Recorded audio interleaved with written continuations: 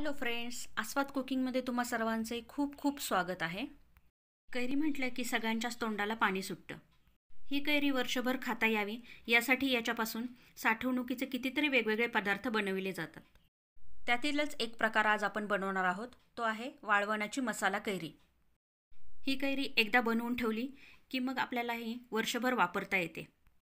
वेगवेगळ्या भाज्या, fish curry, सुकट किंवा बोंबीलचा रस्सा यामध्ये आपण हे वापरू शकतो. त्याचबरोबर तोंडी लावण्यासाठी देखील याचा वापर करता येतो. चला तर मग सुरू करूया. या ठिकाणी ही अर्धा किलो कैरी घेतली आहे. याच्यासाठी आपल्याला बऱ्यापैकी आंबट असणारी कैरी वापरायची आहे. या ज्या कैऱ्या आहेत त्या आपल्याला अगदी स्वच्छ धुवून घ्यायच्यात, म्हणजे त्याच्यावरची धूळ किंवा चीक वगैरे काही असेल तर तो निघून जाईल. त्यामुळे व्यवस्थित धुवून घ्यायच्या कैऱ्या. कैऱ्या धुवून झाल्या की या 10 ते 15 मिनिटांसाठी अशाच पाण्यात ठेवून द्यायच्या. त्यानंतर यातील एक एक कैरी घेऊन एका स्वच्छ नॅपकिननी अगदी व्यवस्थित पुसून पूर्णपणे कोरडी करून घ्यायची. याच्यावर थोडासुद्धा पाण्याचा अंश राहता कामा नये, कारण आपल्याला याला वर्षभर टिकवायचे आहे.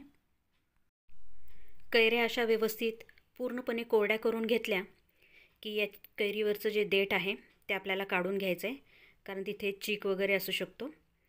आणि त्यानंतर आपल्याला साल काढणीने या कैऱ्यांचं साल काढून घ्यायचं आहे. सगळ्या कैऱ्यांचं साल काढून घेणार आहोत आपण.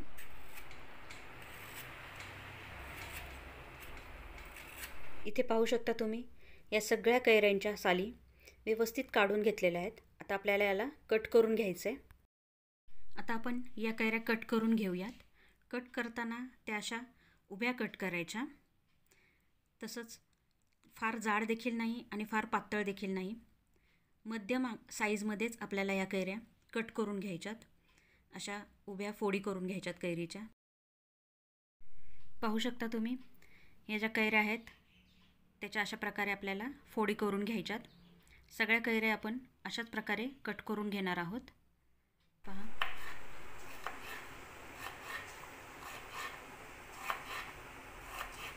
या कैऱ्या सगळ्या व्यवस्थित कट करून झाल्यात. आता मी या फोडी एका बाउलमध्ये काढून घेते.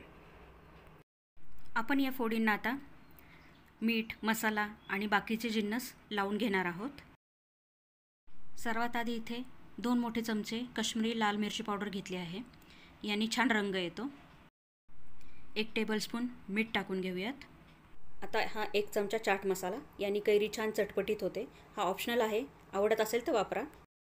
1 चमचा जिरा पावडर टाकून घेऊयात. 1 छोटा चमचा काळी मिरी पावडर देखील टाकून घेऊयात. आता हे 1 छोटा चमचा काळं मीठ, मगाशी आपण साधं मीठ वापरलेलं. 1 छोटा चमचा हळद देखील टाकून घेऊयात. आता हे सगळं अगदी व्यवस्थित मिक्स करून घेऊयात. पाहू शकता, असं व्यवस्थित मिक्स करून घ्यायचं. हे सगळं असं हाताने देखील व्यवस्थित मिक्स करून प्रत्येक फोडीला मसाला व्यवस्थित लागला गेला पाहिजे. अशा प्रकारे हे छान मिक्स करून घ्यायचं आहे. आता इथे पाहू शकता, याला थोडंसं पाणी सुटलं आहे. मसाला देखील खूप छान लागला गेला आहे सगळ्या फोडींना. आता या फोडी आपल्याला उन्हात वाळत घालायच्यात. त्यासाठी मी या ठिकाणी एक परात घेतली आहे आणि या फोडी ज्या आहेत त्या अशा लांब लांब ठेवून घ्यायच्यात. त्यामुळे ह्या व्यवस्थित सुकतील, पाण्याचा अंश राहणार नाही.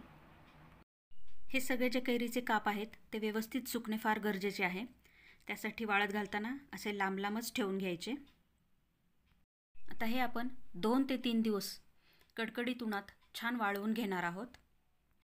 हे काप पूर्णपणे व्यवस्थित वाळले की याला आपण एका स्वच्छ धुतलेल्या आणि कोरड्या अशा काचेच्या बरणीत भरून ठेवणार आहोत, म्हणजे मग ते आपल्याला वर्षभर वापरता येतील.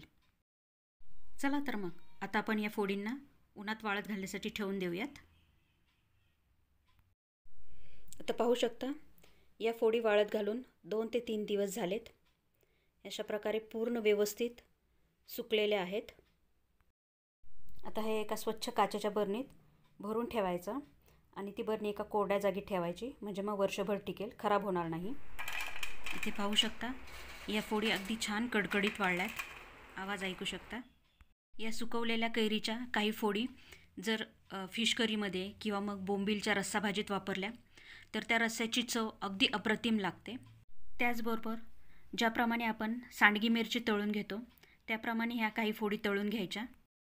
जेवताना या कैरीच्या अशा तळलेल्या काही फोडी तोंडी लावायला म्हणून देखील घेऊ शकता, खूप छान लागते। हे जवळून पाहू शकता किती छान रंग आला आहे या फोडींना, पाहू शकता तुम्ही। तुम्हाला आजची ही साठवणुकीची मसाला कैरी कशी वाटली हे मला कमेंटद्वारे नक्की कळवा।